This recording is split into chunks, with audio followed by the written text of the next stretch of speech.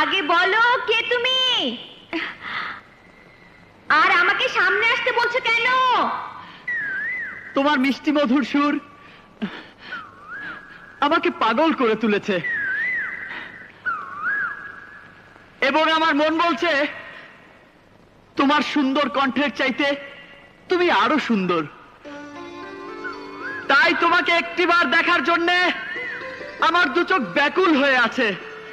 সামনে এসো my dear, সামনে এসো। তোমার এই ব্যাকুলতা দেখে মনে হচ্ছে তুমি একজন পাগল প্রেমিক। তাই তোমার কাছে ধরা দিতে আমার ভীষণ ভয় হচ্ছে।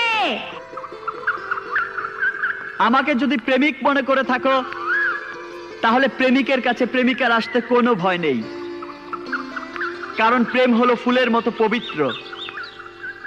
তাই তোমাকে আমি ফুল মনে করে স্পর্শ করব না। কিন্তু ফুলে যখন মধু জমে, তখন ভ্রমর এসে তার মধু নিয়ে ফুলকে শূন্য করে ফুলের পাপড়ি ঝরিয়ে দেয়। তাই আমি তোমার কাছে এসে আমার পাপড়ি ঝরাতে চাই না। আমি কথা দিচ্ছি, আমি তোমাকে স্পর্শ করব না।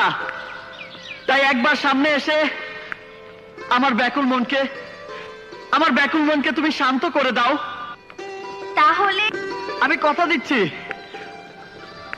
আমি তোমাকে স্পর্শ করব না। তাই একবার সামনে এসে আমার ব্যাকুল মনকে তুমি শান্ত করে দাও। তাহলে ধৈর্য ধরো, এত তাড়াতাড়ি আমি ফুল হয়ে ভ্রমরের কাছে ধরা দেব না।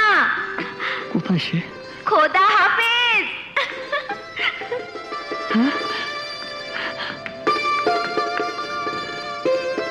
শোনো, আমি কাল তোমার জন্য এখানে অপেক্ষা করব।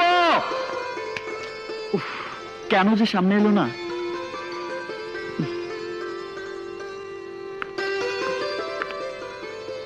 এসব কি বলছিস?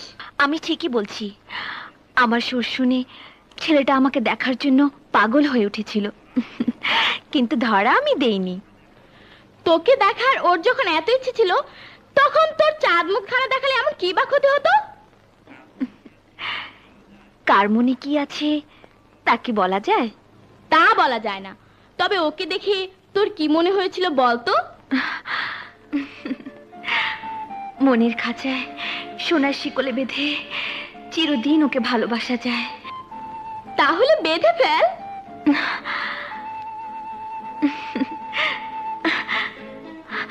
মন দেব কি দেব না ভাবছি।